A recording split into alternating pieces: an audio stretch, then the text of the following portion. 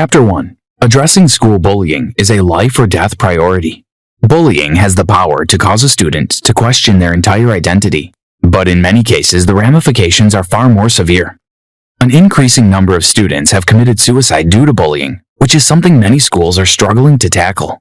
Many students feel the need to change their appearance or their personality to try and blend in a little more, to avoid being seen as different, and therefore labeled as a member of one of the outsider groups. Students increasingly want to be seen as normal, rather than embracing their quirks and differences and appreciating themselves as unique. For many, this struggle can lead to severe mental health problems.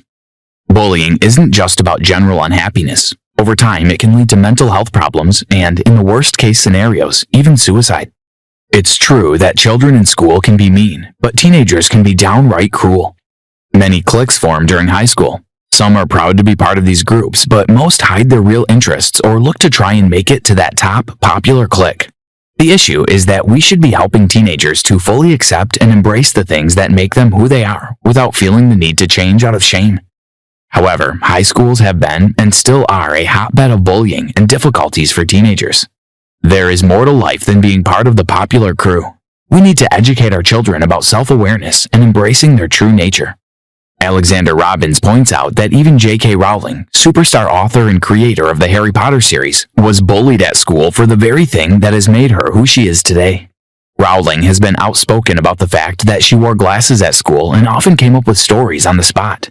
This caused her to be singled out and labeled as a geek, therefore pushing her away from the popular crew. At some point in life, everyone has felt as if they don't fit in or don't belong. The potential for bullying doesn't end when you leave high school. Learning more about this complex subject and understanding what can be done about it is one way to reduce its prevalence throughout life. Did you know, around 20% of U.S. high school students reported being bullied in 2020, according to the United States government's Stop Bullying initiative? Chapter 2. The quirk theory gives hope to outsiders. Alexandra Robbins points out that despite the difficulties for students who are being bullied, there is some light at the end of the tunnel. It won't give them much heart at the time because being bullied is a form of torture in itself. But in hindsight, there is hope to be had. This is what she calls quirk theory. This theory explains that many students go on to be highly successful in life outside of high school for the one thing which caused their misery in school. We mentioned J.K. Rowling earlier on. She was bullied in school because she often walked around with her head in the clouds, daydreaming and coming up with stories. She is now a billionaire. The reasons why you stand out as being so-called different could be the very reasons why you become super successful in later life.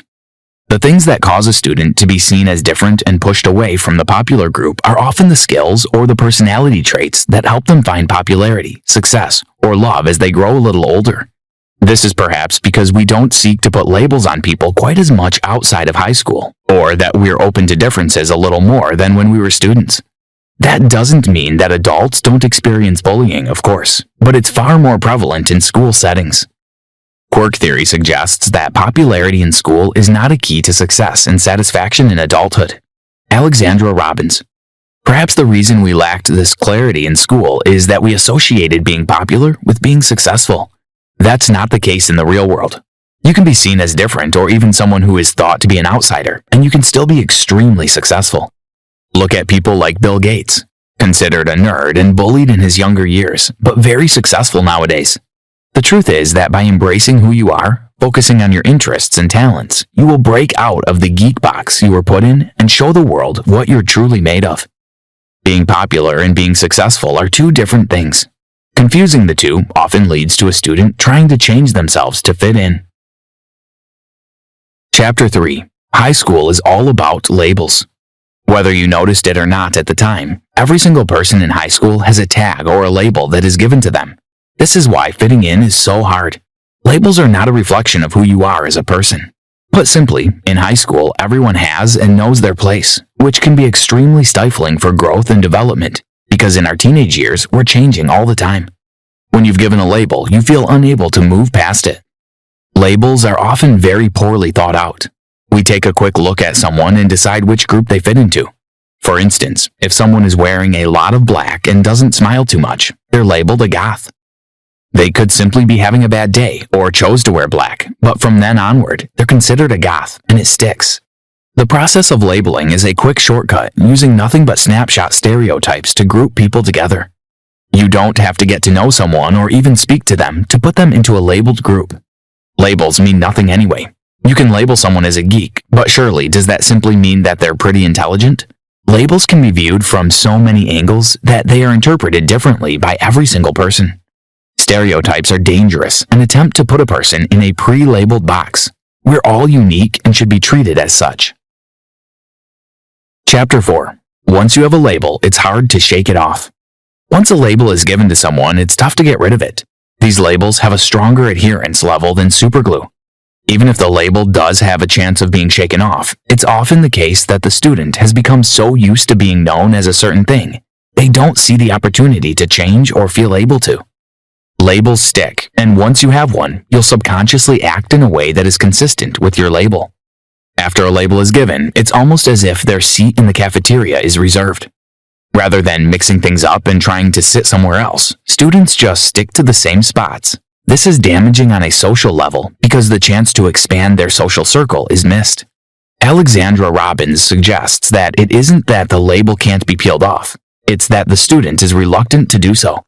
It's a comfort blanket of sorts, and it gives them an identity that they can cling to during a time of feeling vulnerable and not really knowing who they are yet. There are always opportunities to meet other people and try new things, but labels hold students back and stop them from exploring new options. Another issue is that everyone knows everyone else's label in high school. If you try and act in a way that isn't consistent with that label, you may find yourself talked about, bullied, or pushed out of your original group. For that reason, many students tend to simply stick to their group and completely miss out on the chance to meet other people and grow as a person. Chapter 5. The link between meanness and popularity. If you watch a teen movie or look back at your own experiences in school, you'll probably notice that the most popular people are often the meanest. Why is this? Are popular people programmed to be mean and cruel to everyone around them? Popular people are often considered to be mean. It's simply a fake behavior to avoid their top dog status being taken away. The more likely explanation is that in order to stay in the popular group, they need everyone else to be a little intimidated by them. Popularity can be easily reversed, and a person in this group doesn't want their high social status to be threatened or questioned by anyone else. The best way to ensure that doesn't happen is to be mean whenever necessary and keep everyone else in their place. This can often take the shape of spreading untrue rumors, being sarcastic around someone, or blanking them intentionally. For at least half a century, experts considered students who engaged in aggressive behavior to be socially incompetent. Alexandra Robbins. When students are pleasant to other people, it doesn't help their reputation. Treating everyone around them on the same level doesn't make them stand out, and it means that at any point, another person could try and rise above them in the ranks of popularity. However, by showing a little aggression, they're effectively defending their territory. Chapter 6. Standing alone is often better than hiding within a group. Labels are often given as part of a group, but many studies have shown that standing alone and not being part of a group may actually be better in terms of high school experiences. This is due to something called group polarization. When you form an opinion of a group, it is often much harsher than the judgment you form of a person who is standing alone. In addition, being part of a group can often cause a person to change in order to fit in completely. They find it hard to separate who they really are, compared to the rules of the group or what the group is known for. When you are part of a group, you lose part of your identity. Some even change deliberately to fit in and find safety in numbers. When you stand alone, you're completely yourself. It means you value who you are and don't want to change in order to fit in. The problem is that most students haven't reached this point of maturity to recognize this fact. The risk of being labeled as different, pushed aside, or bullied for not being someone who conforms is far more worrying to a student than losing part of their identity. Changing this is likely to be extremely different. Students have found it very hard to reduce bullying levels, and throughout history, high school has been known to be a place of difficulty. Perhaps the reason is that students attend high school when they're still developing as a person, and they're not 100% sure who they are and what they like or dislike or want from life. Finding out who you are and what you stand for is important. It's not easy to do when you're subjected to bullying. Chapter 7. Social media has taken bullying to a whole new level. If you look back to 15 or 20 years ago, school bullying was reserved for cafeterias, hallways, stairwells, and the schoolyards. These days, bullying has taken on a whole other facet and can happen virtually, all thanks to the power of social media. Social media has taken bullying into cyberspace and made it easier for students' perception of themselves to be warped. While social media is a very useful tool on many levels, example, making friends and connecting with others, it also has a darker side. Cyberbullying has risen to terrifying levels, and it's now easier than ever before to turn someone's life upside down. In addition, youngsters feel pressure to present a certain identity online, giving people a snapshot into a life that isn't their reality. From attending the right party to wearing the right clothes, social media amplifies everything and puts a huge amount of pressure on teenagers who are still trying to figure out their place in the world. Social media is increasingly used for bullying purposes, and the most common way to do this is to create a fake profile of someone and invite others to join in. This profile can be used to stir up more trouble or helps to paint the individual in a less than flattering light. This can damage a student's self-esteem in a huge way, and, as we've already mentioned, could in some situations cause them to consider suicide. Cyberbullying is on the rise. It's far easier to subject someone to bullying from behind the safety of a keyboard. Conclusion: high school is meant to be a time of academic excellence, learning, and exploring life. But for most students, it's a battleground of emotions and trying to find their way in a highly complex situation. Schools have yet to tackle the bullying problem, and there doesn't seem to be a solution on the horizon either. Raising awareness is one thing, but when you delve into the complexities of life in high school, you can easily see why bullying can happen. Students are given labels instantly, whether those labels sum up who they are or not. From there, in order to avoid standing out for the wrong reasons, they feel they have to conform. All that does is suffocate and stop them from exploring their likes, dislikes, and identity. Many students aim to simply be popular because they think that if you're popular, you'll be happy. That's not the case. It's not until you're a little older that you realize popularity doesn't mean anything. Being yourself is key in life if you want to be comfortable with who you are, if you want to find joy in the things that set your heart alight, and if you want to meet people with whom you click. For students who are still trying to come to grips with life, identity, hopes, dreams, and fears, all of this can feel like a huge mountain to climb.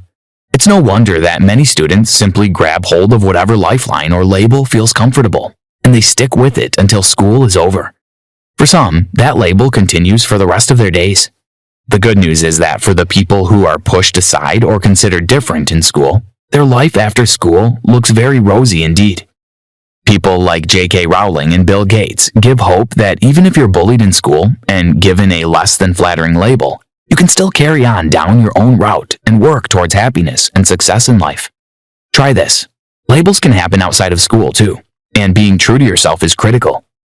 Make a list of 10 things that make you, you. Add a new one to the list every day to remind you of your own identity and the things which make you unique. Keep a journal. There's something extraordinarily cathartic and therapeutic about writing down your emotions and experiences from day to day. You can write as much as you're comfortable with, but it will help you to unpick and analyze situations in your life. Use positive affirmations to overcome any negative comments or declarations from people around you. Find an affirmation that resonates with you and repeat it several times a day to help boost your positivity levels.